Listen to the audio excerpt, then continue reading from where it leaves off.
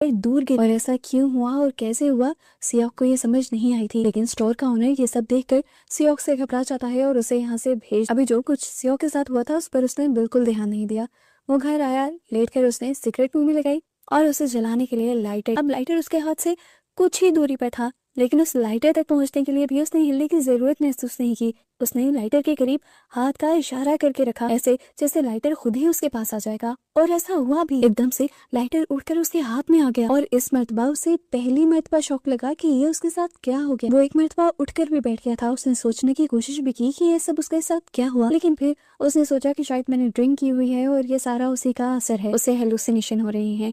इसीलिए इन सारी चीजों को इग्नोर करते हुए वो तो सिगरेट ऑन कर लेता है। लेकिन यहाँ पर हमें पता चल जाता है कि उसके साथ हो क्या रहा है। असल में सुबह में जो उसने पानी पिया था उसके अंदर मेट्रॉइड की कुछ पावर्स आ गई थी और उन्हीं पावर्स की मदद से अब वो बैठे बैठे अपने दिमाग के जरिए किसी भी चीज को कंट्रोल कर सकता था और दुनिया का हर वो काम कर सकता था जो इंसानों के लिए पॉसिबल। अगर साइंटिफिक लैंग्वेज में बोला जाए तो उसके अंदर साइकोकाइनेसिस की पावर आ गई थी, लेकिन वो नहीं जानता कि अब वो इस साइकोकाइनेसिस से क्या क्या कर सकता। अभी भी अपनी सोचों को साइड पर रखते हुए वो दोबारा से लेट जाता है और तभी उसे किसी की कॉल आती है। फोन को देखकर वो इस तरह चौंक गया जैसे उसे किसी पुलिस की कॉल आई हो, पर यह कॉल उसे उसकी बेटी ने की थी। तो उसे एक बुरी खबर ये देती है कि उसकी वाइफ मर चुकी है। दूसरी तरफ हमें फोन मरी लड़की को दिखाया जाता है और पता चलता है कि वो कोई और नहीं बल्कि रूमी। यही वो इंसान था जो रूमी और उसकी मॉम को 10 साल पहले अकेला, इसीलिए वो रूमी की कॉल आने पर बहुत ज्यादा और अपनी वाइफ के मरने पर तो सुबह होते ही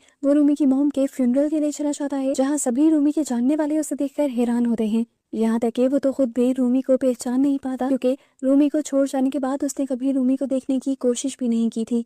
हाँ, अलबत्ता रूमी ने उसे पहचान लिया था और अब रूमी उससे बात करने लगी थी। इससे पहले कि ये लोग कुछ बोल पाते, बात कर पाते, यहाँ पर वो लोग आ जाते हैं जिन्होंने रात में रूमी की मॉम को किया था। उन्हें देखकर रूमी बहुत ज्यादा हाइपर हो जाती है और वो इन लोगों को मारने के लिए इनकी तरफ बढ़ती ही है। लेकिन यहाँ रूमी का एक लॉयर दोस्त उसे कुछ भी इलीगल करने से रोक रहा था, क्योंकि इनका इरादा था इस कंपनी पर केस कर। उस कंपनी का मैनेजर अब रूमी से कहता है कल जो कुछ भी हुआ वो सिर्फ एक कार एक्सीडेंट था, उसमें हमारी कोई गलती नहीं, फिर भी हम लोग तुम्हें पैसे देने आए हैं तुम्हारी मॉम की मौत के बदले। ये सुनकर तो रूमी को और भी ज्यादा गुस्सा आ जाता है। क्या उसकी मॉम की जान की कीमत कुछ पैसे थे?